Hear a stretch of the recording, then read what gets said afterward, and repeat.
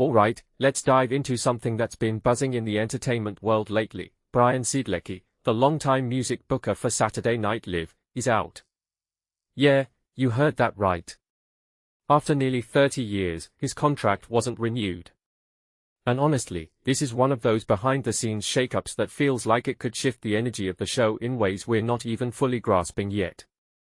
Personally, I think this is a big deal, not just because Siedlecki's been a staple of SNL for decades, but because he's been the guy behind some of the most iconic musical moments on that stage. I mean, think about it, Paul McCartney, Bruce Springsteen, Olivia Rodrigo, these aren't just names, they are cultural landmarks. And Siedlecki was the one making those bookings happen. What makes this really interesting is the timing. SNL is about to kick off its 52nd season, and this news drops just a month before. It's like, why now? Is this part of a bigger reshuffling? Or is it just one of those things where contracts end and people move on? From my perspective, it feels like there's more to the story.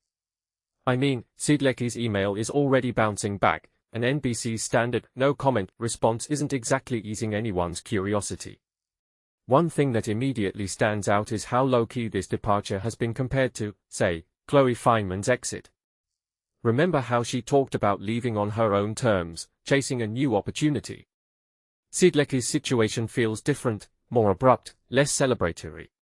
And that raises a deeper question: how much of SNL's magic is tied to the people behind the scenes, and what happens when they are gone?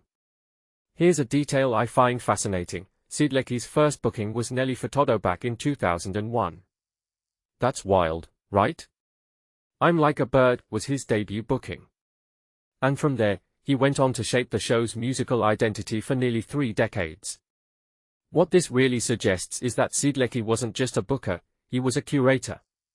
He had this knack for balancing legacy acts with up-and-coming stars, which is no small feat in my opinion. That's what made SNL's music segment so unique.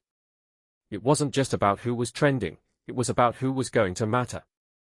And now, with him gone, I can't help but wonder if that balance will shift. Will the show lean more heavily into pop stars? Or will they double down on legacy acts to keep that prestige?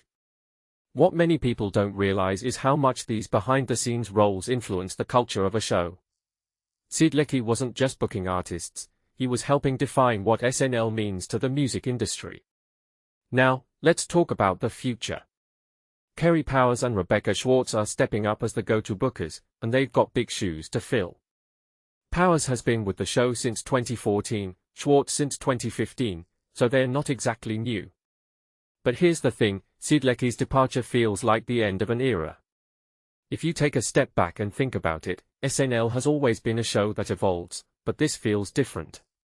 It's not just a cast member leaving, it's someone who's been part of the show's DNA for decades. Personally, I'm curious to see how the musical bookings change under new leadership.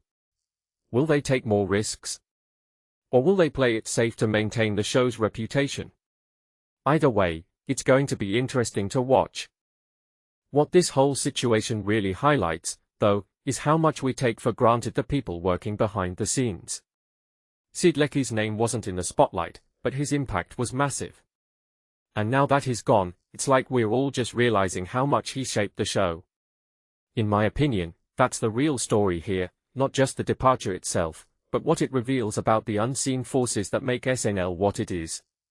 So, as we head into season 52, I'll be watching closely, not just for the sketches or the hosts, but for the music.